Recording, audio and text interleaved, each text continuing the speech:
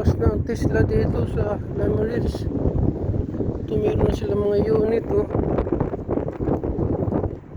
Yan, mga unit nila bago, oh. Wala pang plate number. Yan ang mall, oh. Pero exclusive to sa kanila, oh. Lahat puro Tesla, oh. So, may mga number pa.